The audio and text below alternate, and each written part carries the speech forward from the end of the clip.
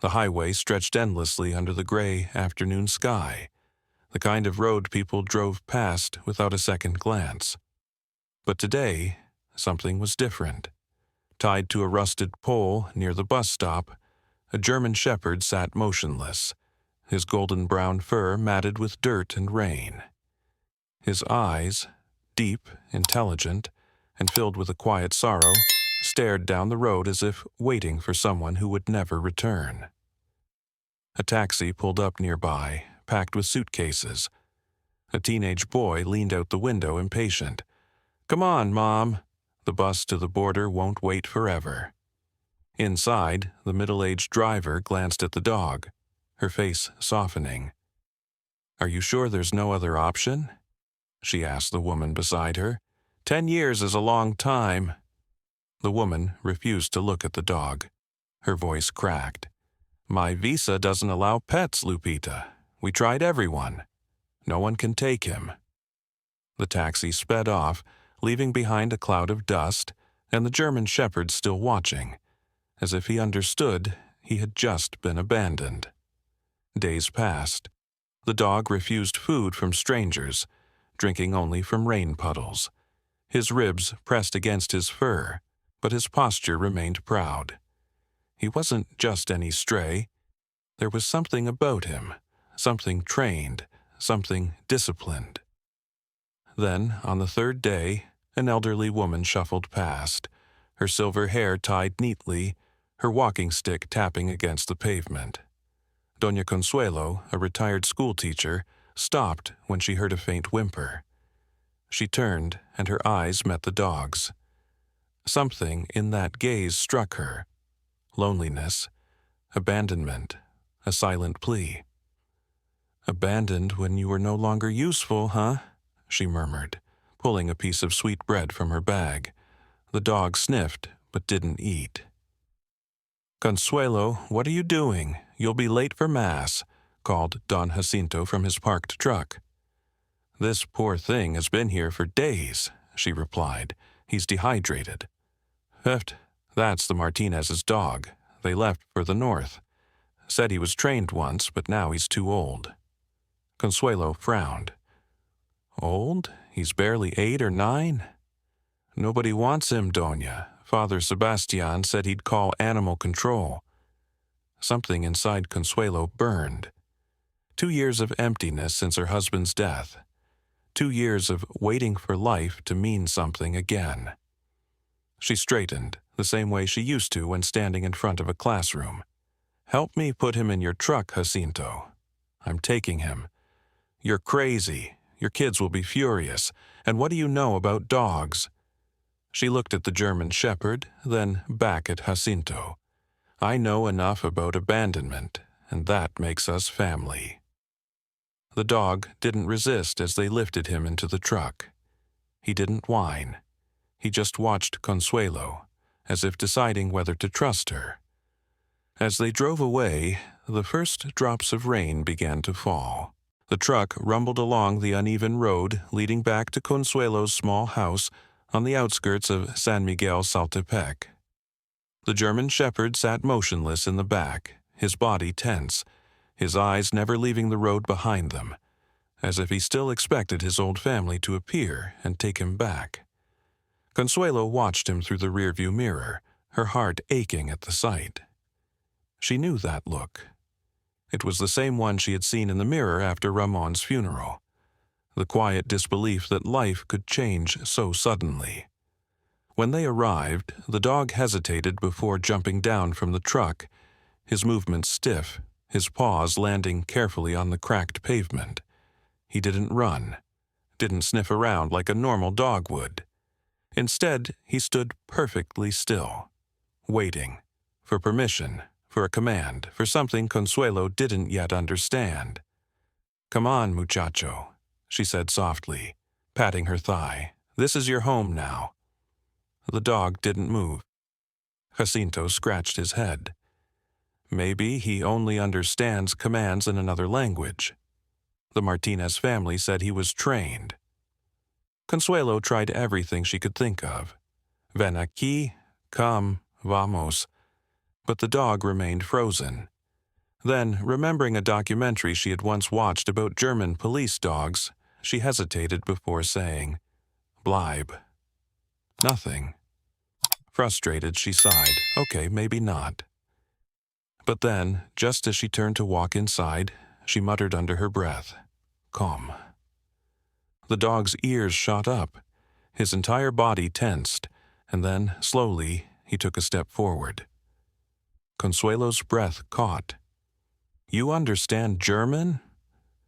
The dog didn't respond, but when she repeated the command, he followed her into the house, his steps precise, his posture rigid, like a soldier falling back into formation after years away from duty. That night, as rain drummed against the tin roof, Consuelo made a bed for him in the hallway with an old blanket. She set down a plate of rice and shredded chicken, but the dog only watched it, his nose twitching, his discipline outweighing his hunger. "Eat," she urged. "You need your strength." Still, he didn't move. Exhausted, she finally gave up and went to bed. But at 3 a.m, a loud crash jolted her awake. The wind had blown open the kitchen window, sending pots clattering to the floor. She rushed in, her heart pounding, only to find the German shepherd already there, standing alert in front of the broken glass, his body blocking the way as if protecting her. Consuelo knelt beside him, her fingers brushing his fur. "You're not just a stray, are you?" she whispered. The next morning, the entire town knew about the widow who had taken in the abandoned dog. Her phone rang nonstop. Her daughter Mercedes, her neighbors, even the local priest, all warning her that a German shepherd was too much for an old woman to handle. "Mama, are you out of your mind?" Mercedes' voice crackled through the phone. "You can't take care of a dog like that. What if he's dangerous?" Consuelo clenched her jaw. Your father would have done the same. When she hung up, she found the dog sitting by the front door, staring outside like he was waiting for someone. "Who are you looking for, huh?" she murmured. Then, suddenly, a siren wailed in the distance. A police car speeding down the highway. The dog's entire body stiffened. His ears pricked forward, his muscles coiled, and before Consuelo could stop him, he let out a sharp, commanding bark, the kind that didn't sound like a pet, the kind that sounded like training. A chill ran down her spine. This wasn't just a dog, this was something else, and she was beginning to suspect his past was far more complicated than anyone in San Miguel Saltepec could imagine.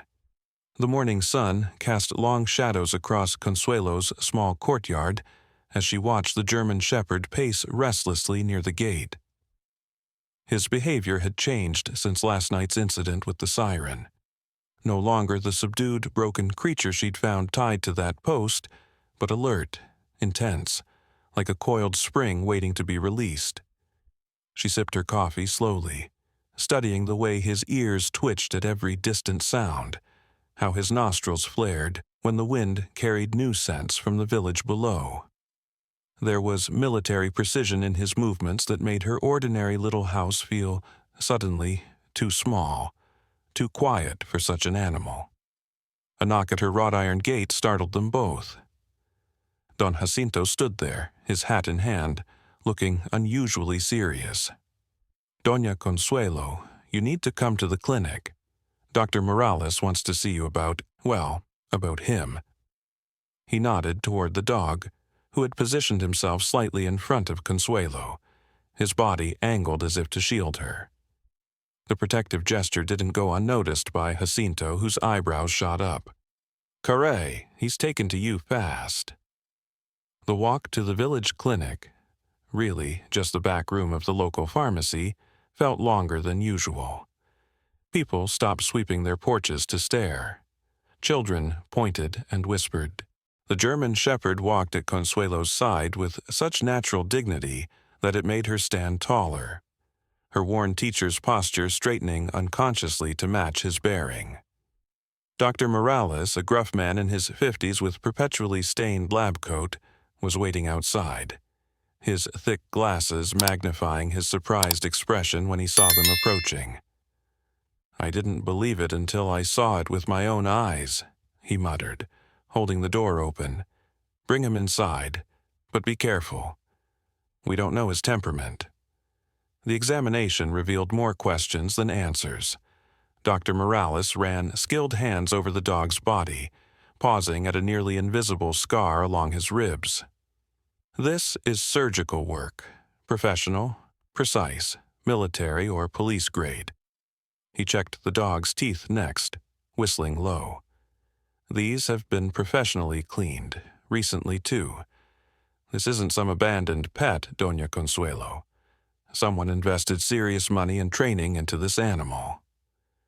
As the doctor spoke, Consuelo noticed something she'd missed before. A worn leather collar half hidden beneath thick fur.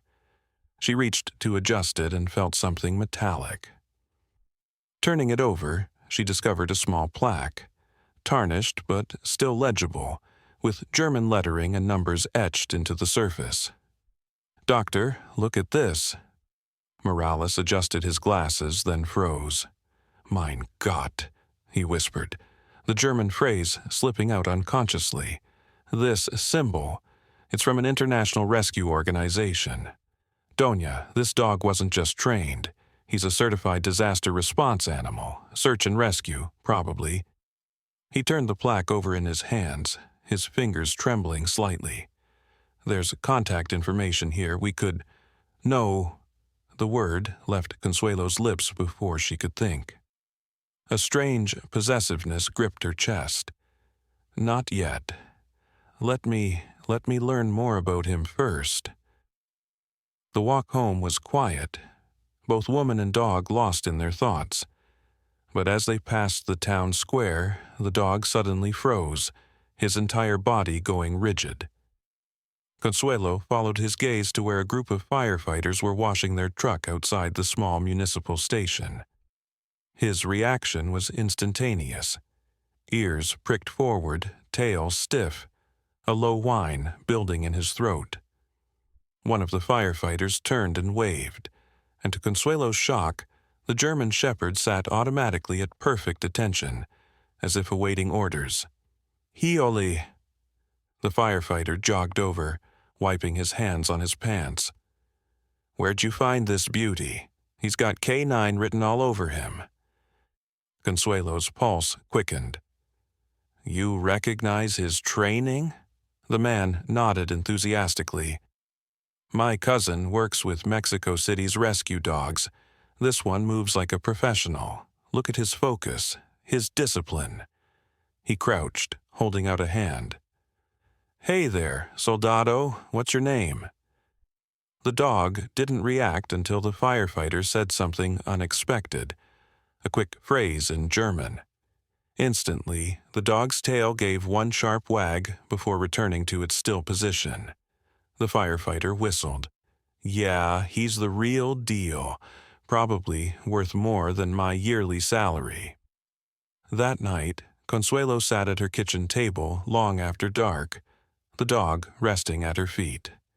She'd spread out everything she'd found, the collar with its mysterious plaque, notes from Dr. Morales, even an old newspaper article about international rescue dogs she'd dug up from her teaching days. The pieces were coming together, but the picture they formed was overwhelming. This wasn't just about an abandoned dog anymore. A soft knock at her door made them both start. When she opened it, she found Sophia, her granddaughter from Mexico City, standing on the porch with an overnight bag and a determined expression.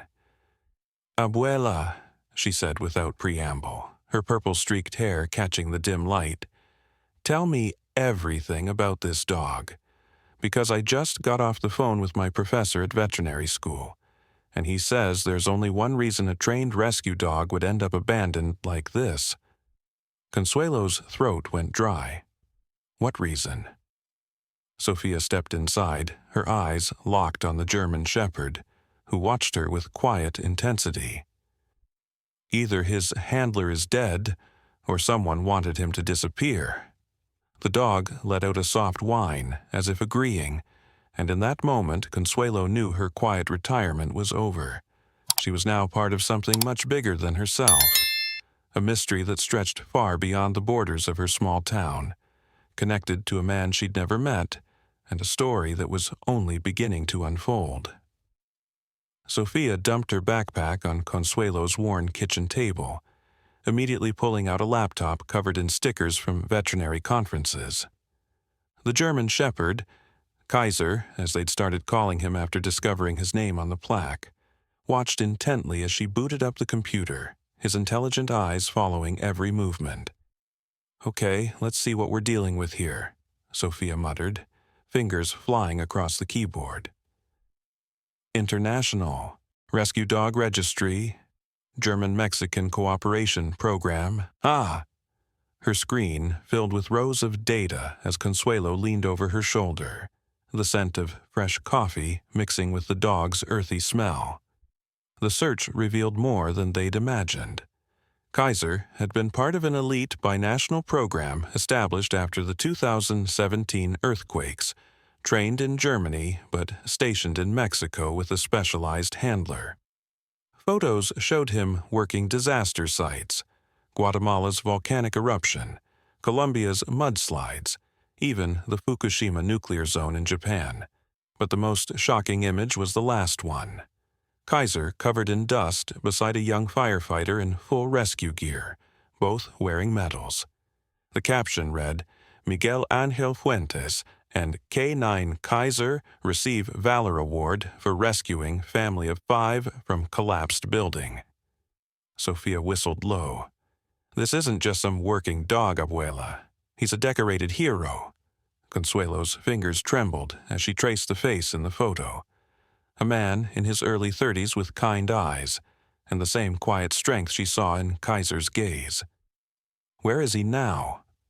Why would he abandon such a valuable partner? A new search brought up a news clipping from 2 years prior. Rescue specialist critically injured in Oaxaca building collapse. The article was brief. Firefighter Fuentes had been leading a team when a secondary collapse trapped him. Kaiser had reportedly dragged 2 children to safety before returning to dig at the rubble covering his handler. Sophia's breath caught. They were separated by tragedy, but that doesn't explain how Kaiser ended up with the Martinez family. Consuelo finished, her stomach twisting.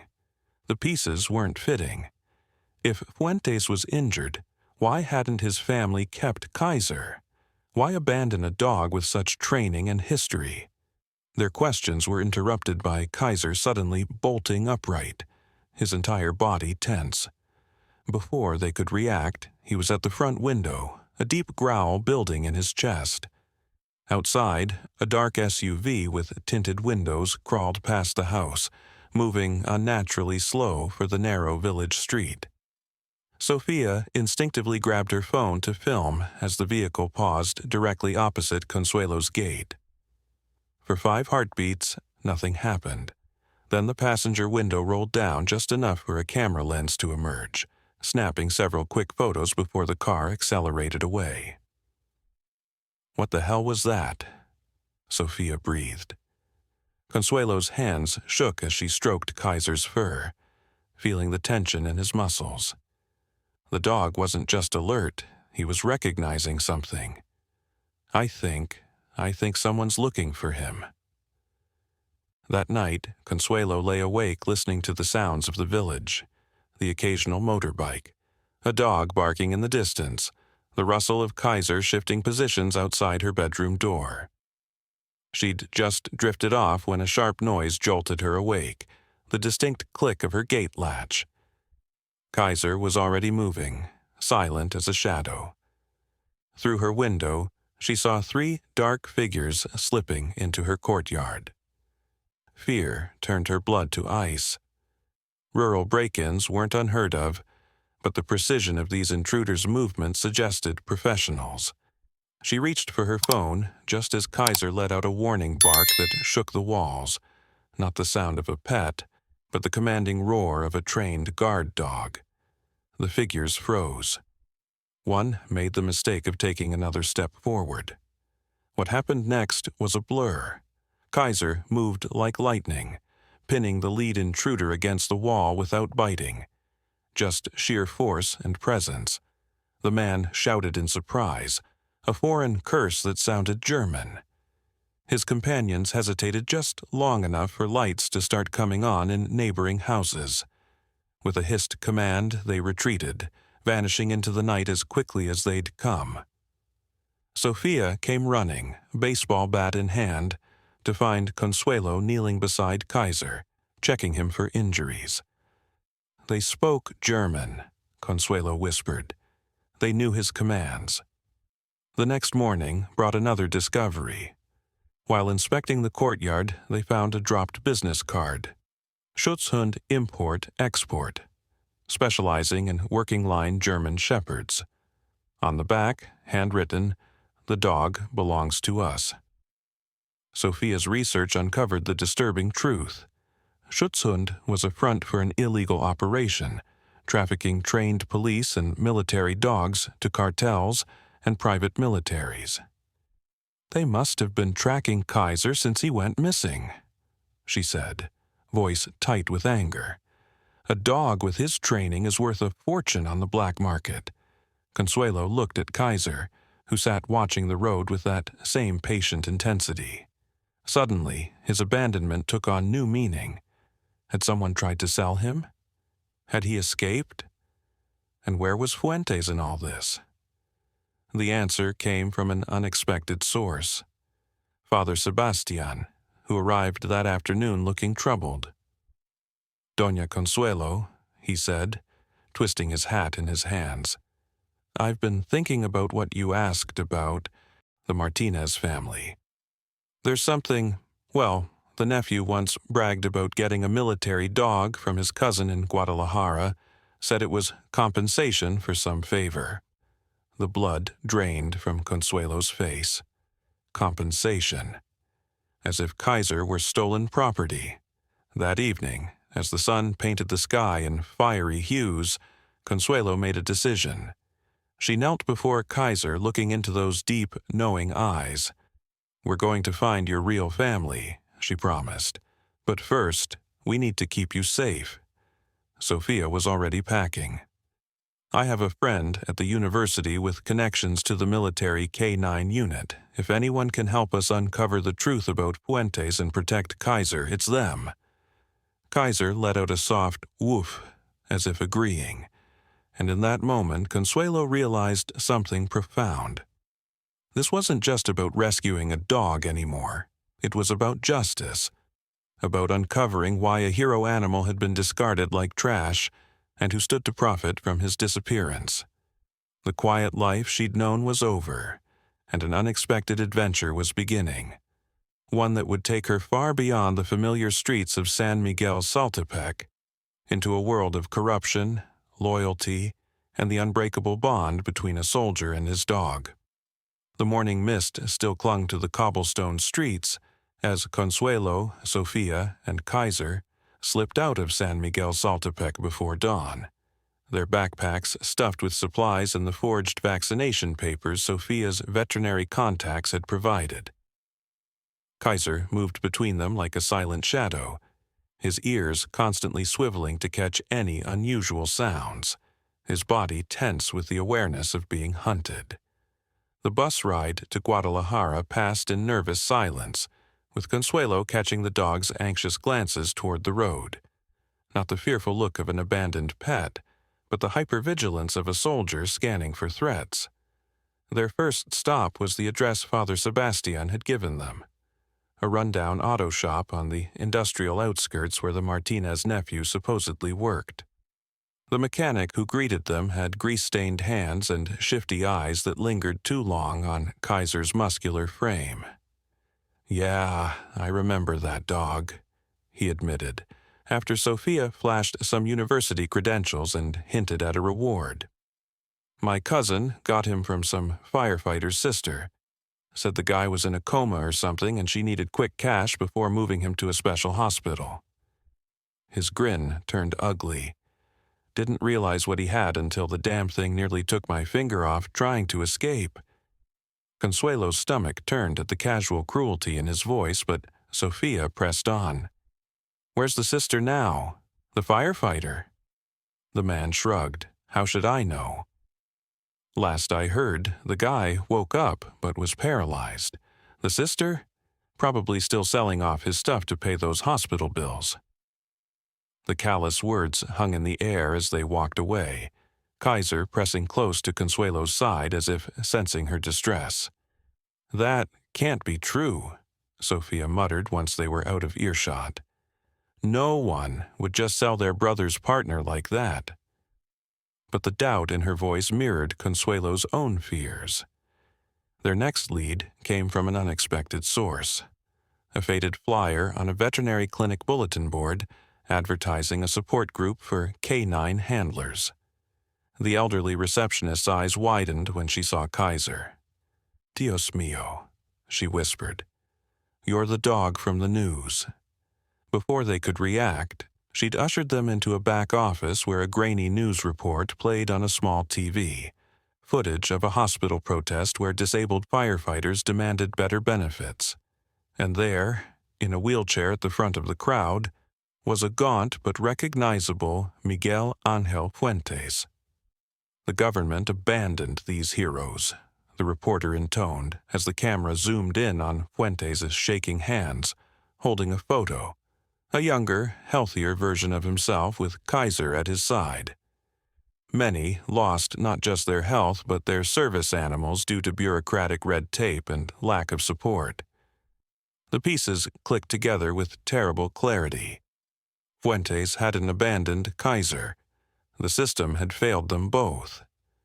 Consuelo's vision blurred with angry tears as she imagined the nightmare. An injured firefighter fighting to recover, his loyal dog stolen and sold, his sister possibly forced to make impossible choices just to keep him alive. They were halfway to the hospital when disaster struck. A black SUV swerved to cut off their taxi, forcing them to a violent stop. Two men in tactical gear jumped out before the dust had settled. "Hand over the dog," the leader demanded in heavily accented Spanish, "or things get ugly." Kaiser transformed instantly from companion to protector, placing himself between Consuelo and the threat, his lips peeled back in a silent snarl that showed every gleaming tooth. The would-be thieves hesitated.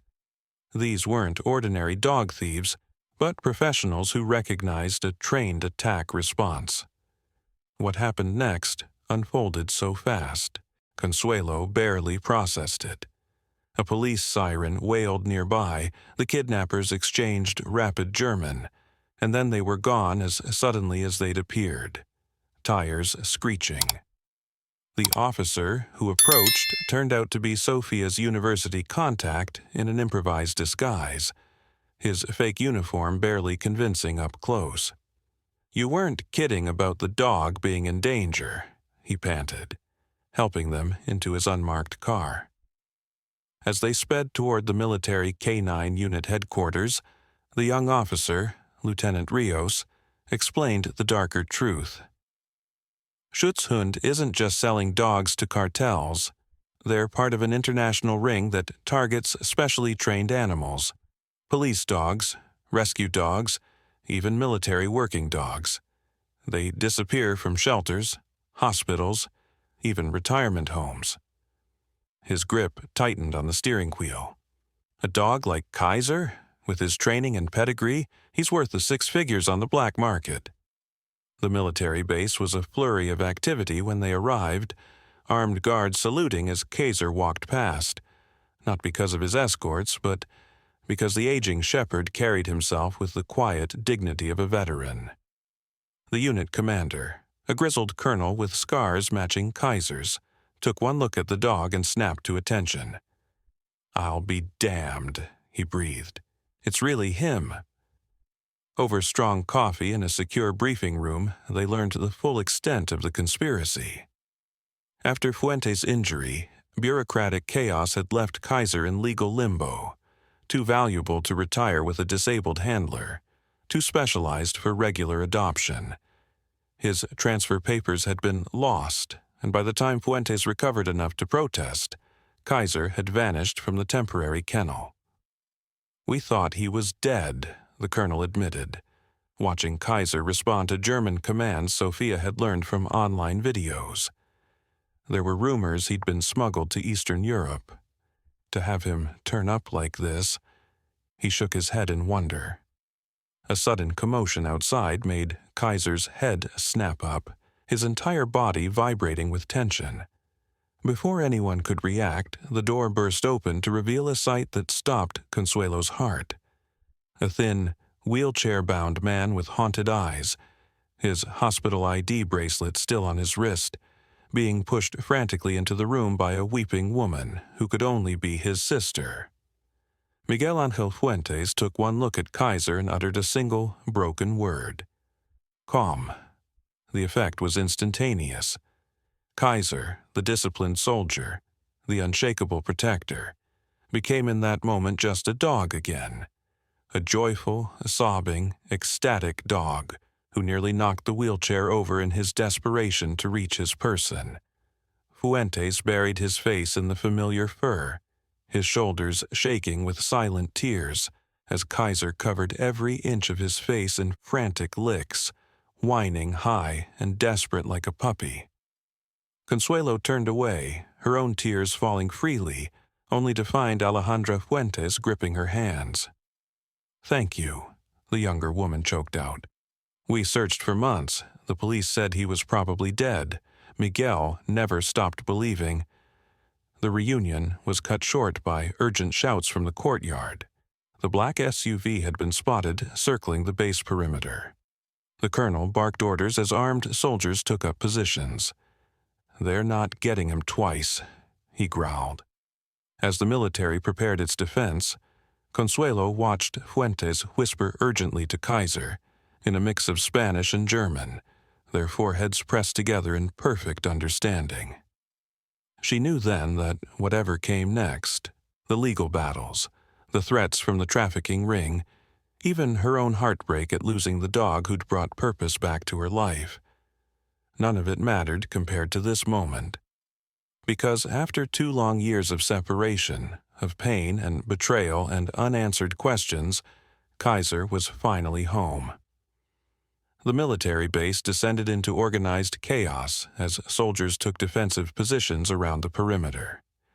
Consuelo watched through the barred windows as floodlights illuminated the darkening landscape, their harsh glow revealing shadows moving beyond the fence line. Kaiser stood rigid at Miguel Angel's wheelchair, his body vibrating with tension, ears rotating like radar dishes to track every distant sound. The transformation was remarkable. Where moments before he'd been an overjoyed pet reuniting with his beloved handler, now he was all business again. A seasoned professional assessing threats. Colonel Marquez handed Miguel Angel a pistol, which the injured firefighter checked with practiced ease before tucking into his waistband. "You still remember your training, I see," the colonel remarked with grim approval. Miguel Angel's response was a humorless smile as he stroked Kaiser's head. "Some things you don't forget, like how these bastards operate." He turned to Consuelo, his dark eyes filled with gratitude and pain. "Señora, you should go with the others to the safe room. What's coming? This isn't your fight." Consuelo surprised herself by lifting her chin stubbornly. "That dog slept at the foot of my bed for weeks. If someone wants to harm him, they'll have to go through me first." The words came out fiercer than she'd intended, surprising even her.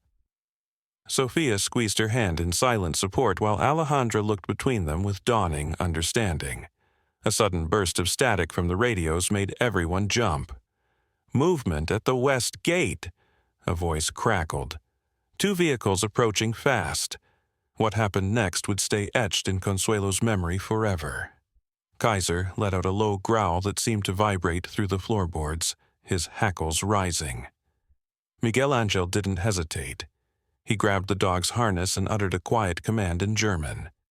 Instantly, Kaiser's demeanor shifted from protective to predatory, his focus laser-sharp on the door. "They'll try to flank us," Miguel Angel warned. "Standard extraction protocol for high-value assets." Sure enough, within minutes, shouts erupted from opposite sides of the compound simultaneously, a classic diversion. The main assault came not from the gates, but from the wooded area behind the barracks, where 3 figures in black tactical gear emerged like ghosts from the trees. Through the window, Consuelo saw one raise what looked like a tranquilizer rifle. "Down!" Miguel Angel shouted, yanking Kaiser below the windowsill just as glass shattered above them. A dart embedded itself in the far wall with a sickening thunk. The colonel cursed colorfully while barking orders into his radio. "They want him alive." That changes things. In the chaos that followed, Consuelo witnessed something extraordinary. Despite his injuries, Miguel Angel moved with precision, directing Kaiser through a series of hand signals that had the dog maneuvering through the room like a 4-legged special forces operative. When an attacker tried to breach the door, it was Kaiser who took him down. Not with teeth, but with a perfectly timed leap that knocked the man off balance into the waiting arms of 2 soldiers. The real shock came during a lull in the action. One of the captured assailants, his mask ripped off during the struggle, turned out to be familiar, the same mechanic from the Martinez family's auto shop. His eyes widened in recognition when he saw Consuelo. "You!" he spat before a soldier shoved him against the wall. "Do you have any idea what you've cost us?" Miguel Angel wheeled forward, his face like stone. "Who sent you?" Was it Richter? The name clearly meant something to the captive, whose bravado faltered. Before he could respond, gunfire erupted outside again, closer this time. The colonel's radio blared with panicked updates. "They've breached the east perimeter. Repeat, east perimeter." The transmission cut off abruptly. In that moment of terrifying clarity, Consuelo realized the truth. This wasn't just about stealing a valuable dog. There was something more at play, something that connected Miguel Angel's accident, Kaiser's disappearance, and this brazen military-style assault. The pieces clicked together when she noticed the distinctive tattoo on their captive's wrist, the same odd symbol that had been on Kaiser's original collar plaque. Sophia saw it too. "That's no dogfighting ring," she whispered, her face pale. "That's a private military contractor logo. I've seen it before in my security studies courses." The implications hung heavy in the air as the sounds of battle drew nearer. These men weren't common criminals. They were professionals who clearly believed Kaiser was worth risking an international incident over. But why? What made one aging German shepherd so valuable? The answer came from an unexpected source, Alejandra, who'd been quietly observing everything with growing horror. She suddenly gasped, clutching her brother's shoulder. "Miguel, the training manual, the one that went missing after your accident." Miguel Angel's face went deathly pale. "Dios mío, they think he knows." Before he could explain, the windows exploded inward in a hail of glass and smoke. Consuelo found herself knocked to the ground by Kaiser's sudden weight as the dog threw himself over her protectively. Through the choking haze, she saw shadowy figures pouring into the room, heard shouts in German and Spanish, felt rather than saw Miguel Angel being dragged from his wheelchair. Then came a sound that froze her blood. Kaiser's sharp, pained yelp. She struggled to rise, but strong hands held her down. The last thing she saw before unconsciousness claimed her was a dart protruding from Kaiser's flank, his legs buckling as he fought vainly to reach Miguel Angel. Their eyes locked in silent anguish as the drugs took effect. When Consuelo awoke hours later in the base infirmary, her first sight was Sophia's tear-streaked face hovering above her. They took them, her granddaughter choked out. They took them both. The military was in an uproar, the colonel furious at the security breach. But Consuelo barely heard the explanations, the apologies, the promises of retaliation. Only one thought consumed her. Kaiser had saved her life yet again, and now he and Miguel Angel were prisoners of the very people who'd tried to destroy them years before. As the doctors fussed over her, Consuelo made a silent vow. She'd come too far, loved that dog too much to abandon him now. Whatever secret Kaiser carried in his trained mind, whatever danger Miguel Angel had sacrificed himself to protect, she would find them, and heaven help anyone who stood in her way. Consuelo sat in the sterile military briefing room, her hands clenched around a cold cup of coffee that had gone untouched for hours. The fluorescent lights buzzed overhead, casting harsh shadows on the maps and surveillance photos spread across the table. Colonel Marquez paced like a caged animal, his boots clicking against the tile floor with each agitated turn. "We've tracked the vehicles to a private airstrip near Tequila," he growled, jabbing a finger at a satellite image. They had a plane waiting, German registry, filed a flight plan for Munich via Casablanca. His mustache twitched in frustration. By now, they're halfway across the Atlantic. Sophia, who had been typing furiously on her laptop, suddenly gasped. "Abuela, look at this."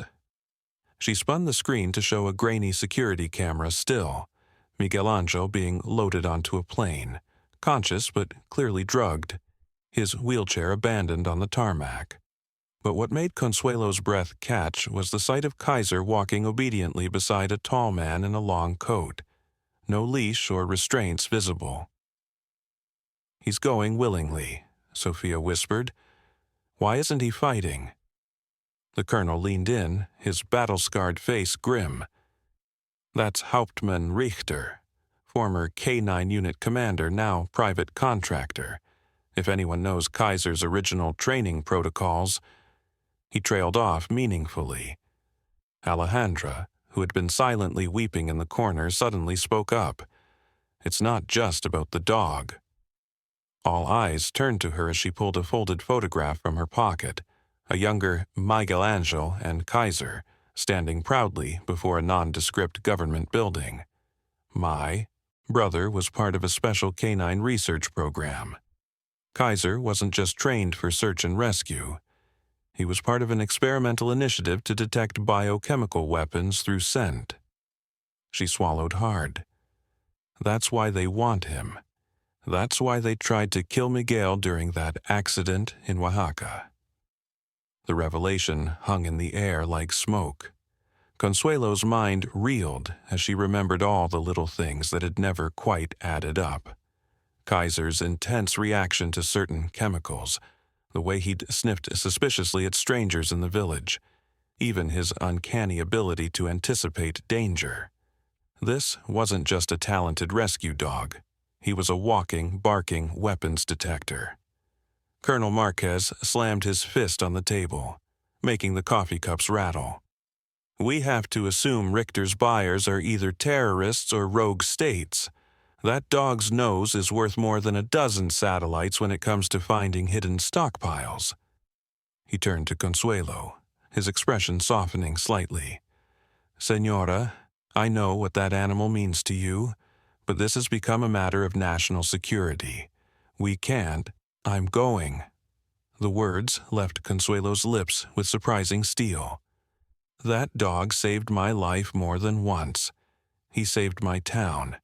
And if what you say is true, he's been a prisoner of war for 2 years without anyone noticing."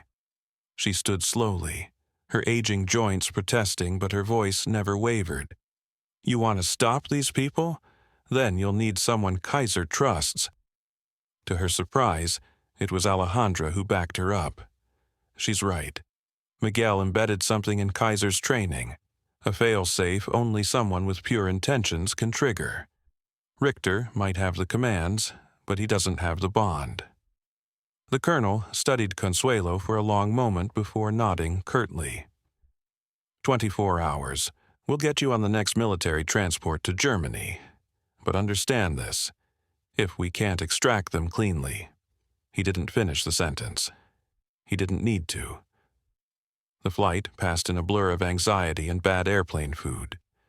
Consuelo, who had never left Mexico before, found herself staring out the window at the endless Atlantic, wondering what madness had possessed her to chase a dog across the world. But then she'd remember the way Kaiser had pressed against her during thunderstorms, or how he'd gently taken treats from her arthritic fingers, and the doubt would vanish. They landed at a U.S. air base in Germany under cover of darkness, met by a nervous-looking CIA liaison named Harris, who spoke rapid-fire Spanish with a Cuban accent. "Good news and bad news," he said as they sped through the Bavarian countryside in an unmarked van. "Good news, we've located Richter's compound outside Munich. Bad news, he's got buyers arriving tomorrow, and our satellite shows they've set up what looks like a demonstration." The compound turned out to be a sprawling estate surrounded by high walls and patrolled by armed guards with dogs. Through binoculars from their surveillance position in a nearby hunting blind, Consuelo watched as figures moved between the buildings. Then her heart stopped. There, in a fenced courtyard, was Kaiser. He looked thinner, his coat dull, but his bearing was still unmistakably military as he paced the perimeter like the prisoner he was. "There," Harris whispered suddenly, pointing to a second-story window. Behind the glass, barely visible, was the silhouette of a man in a wheelchair. Miguel Angel. Alive. Planning the rescue took most of the night. The military wanted a full assault at dawn, but Consuelo argued fiercely against it. "You'll get them killed. Kaiser won't know friend from foe in that chaos." Instead, she proposed something riskier. She would walk in the front gate alone, using the one thing they couldn't anticipate, the bond between a dog and the woman who'd saved him from abandonment. At first light, dressed in the simple clothes she'd worn in San Miguel Saltepec, and carrying only a cloth bag of dried meat from the village, Consuelo approached the compound's main gate. The guards, clearly not expecting a gray-haired Mexican grandmother, hesitated just long enough for her to call out in her clearest voice, "Kaiser!" "Here, common."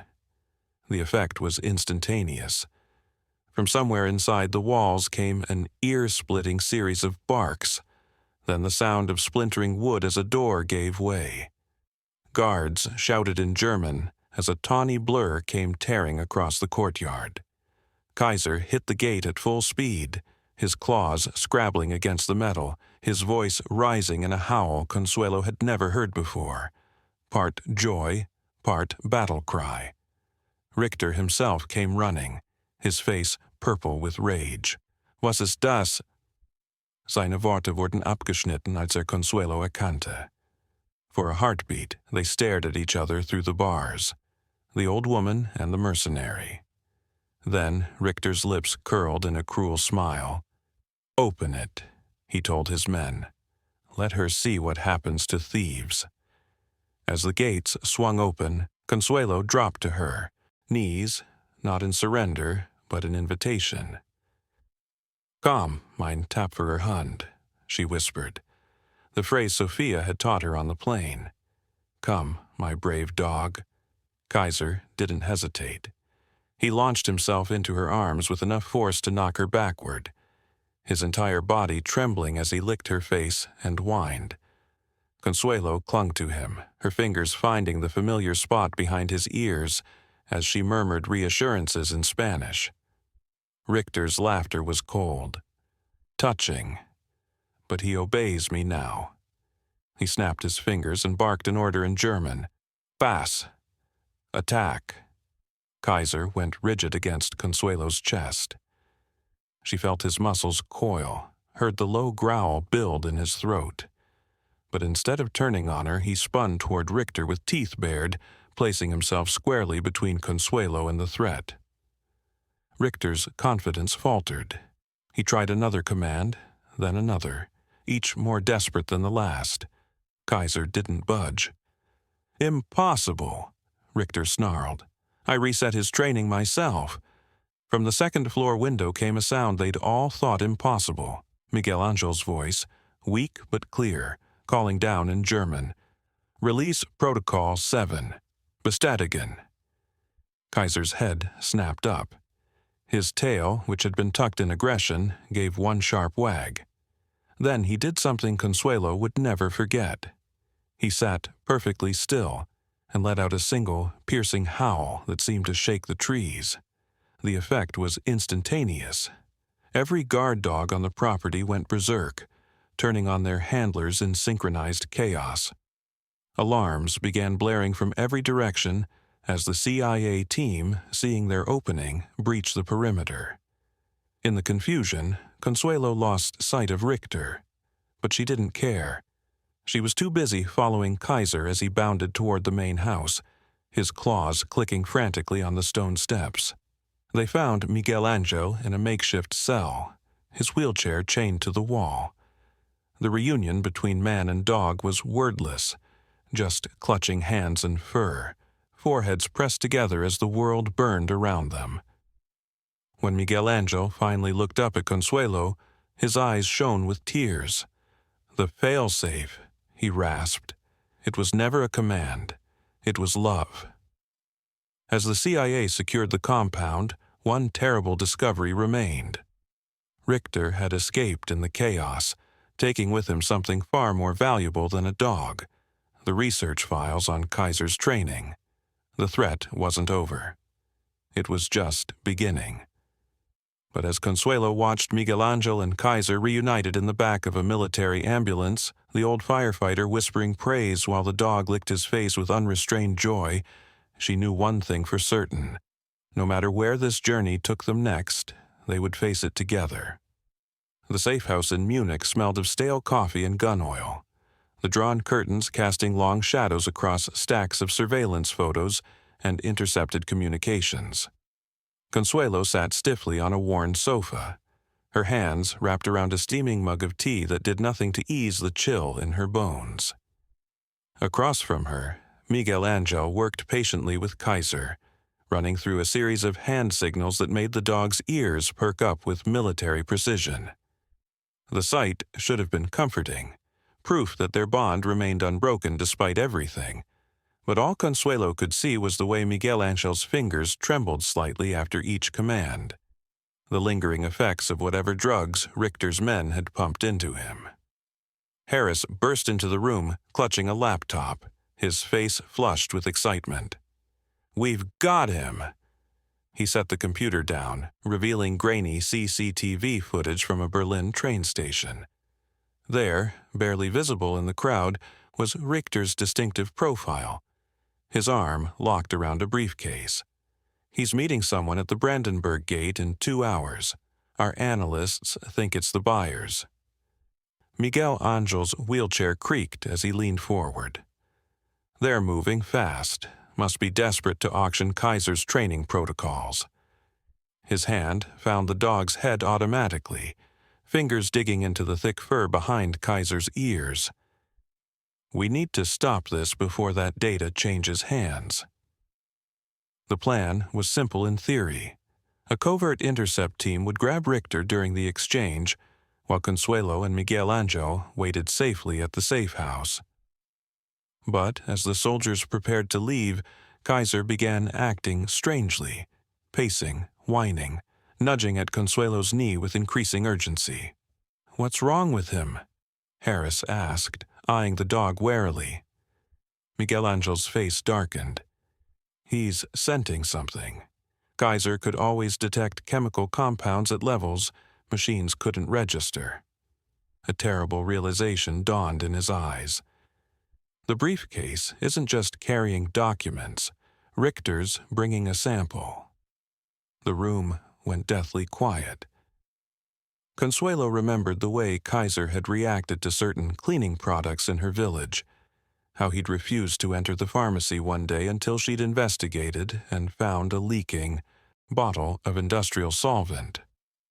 If Richter was demonstrating the dog's abilities with actual biochemical agents, "We have to go," Miguel Angel said abruptly, already strapping on a Kevlar vest someone had left on the table. No one else knows how to read Kaiser's signals in real time. Harris started to protest, but one look at the firefighter's face silenced him. "Fine, but the civilians stay in the vehicle," he nodded at Consuelo. No arguments. The drive into Berlin passed in tense silence. Consuelo sat wedged between Miguel Angel and Kaiser in the back of an unmarked van, her fingers buried in the dog's fur as the city lights flashed by. Every so often, Kaiser would lift his head and sniff the air, his body taut with anticipation. They arrived to chaos. The Brandenburg Gate, lit up against the night sky, was crawling with tourists and street performers, the perfect cover for an illicit meeting. Through binoculars, Consuelo watched as Richter appeared at the base of the monument, his briefcase handcuffed to his wrist. The man he met was Middle Eastern, impeccably dressed, with the cold eyes of someone accustomed to giving orders. Then everything went wrong. Kaiser let out a sudden, ear-splitting howl and lunged for the van doors before anyone could stop him. Miguel Angel shouted a command, but it was too late. The dog was already tearing across the plaza, knocking over tourists in his desperation to reach Richter. The German turned just in time to see 90 pounds of furious canine coming at him, his face twisting in shock. "Gas! Gas!" someone screamed as the briefcase hit the ground and burst open, releasing a thin greenish mist. Panic erupted as people fled in all directions. Consuelo lost sight of Kaiser in the chaos, but she heard his barks cutting through the noise. Not aggressive, but urgent, directional. Miguel Angel grabbed her arm. "He's herding them away from the toxin. We have to help." Before Harris could stop them, they were both moving. Miguel Angel propelling his wheelchair with surprising speed, Consuelo keeping pace despite her aching knees. What happened next was a blur of shouting and flashing lights. Richter and his buyer disappeared into the crowd, while emergency responders sealed off the area. Kaiser reappeared at Consuelo's side, his muzzle flecked with foam, but otherwise unharmed. It wasn't until they were back in the van that they noticed the small puncture wound on his shoulder, and the data drive carefully tucked beneath his collar. Harris held up the tiny device with shaking hands. "He stole it back. The damned dog mugged a terrorist and stole back the files." Miguel Angel's laugh was half sob as he examined Kaiser's injury. "Not just files," he murmured, showing them the faint barcode tattooed inside the dog's ear that none of them had noticed before. "He's chipped with the real data. Richter was selling decoys." As the van sped away, Consuelo looked down at Kaiser, who panted happily with his head in her lap, his tail thumping against the seat. In his eyes, she saw not just a soldier or a weapon, but the same loyal companion who'd chosen her on a rainy highway months before. The truth settled over her like a warm blanket. This journey wasn't about secrets or conspiracies. It was about a dog's unshakable love for the people who'd never stopped fighting for him. And somewhere out there in the Berlin night, a desperate man was just realizing he'd lost the most valuable weapon of all. Not the data, but the dog who carried its true key in his brave heart. The safe house phone rang at 3 a.m. Consuelo startled awake to see Miguel Angel already wheeling toward it, his face grim in the blue light of the monitors. Kaiser lifted his head from her lap, ears pricked forward. The voice on the line spoke rapid German, but one word stood out. "Richter." Miguel Angel's hands clenched. "He's taken hostages at a research facility outside Dresden. Scientists." His eyes met Consuelo's. "He's trying to recreate the program without Kaiser." Harris cursed, grabbing his gear. "We need to move now." But Kaiser was already at the door, his tail stiff with purpose. This time, Consuelo didn't hesitate. She reached for her coat. "We're coming too." The facility loomed out of the pre-dawn fog like a nightmare. Richter's voice crackled over their stolen radio frequency. "You have 1 hour to deliver the dog, or I start testing the formula on live subjects." Miguel Angel's jaw tightened. "He's bluffing. He needs them alive to—" Kaiser suddenly growled, low and deep. His nose pointed unerringly to a ventilation shaft on the building's east side. An idea sparked in Consuelo's mind. "Not the dog," she said softly. "Just his collar." As the team prepared their assault, Consuelo knelt before Kaiser, pressing her forehead to his. "Find the bad air," she whispered in Spanish, repeating the phrase Miguel Angel had taught her.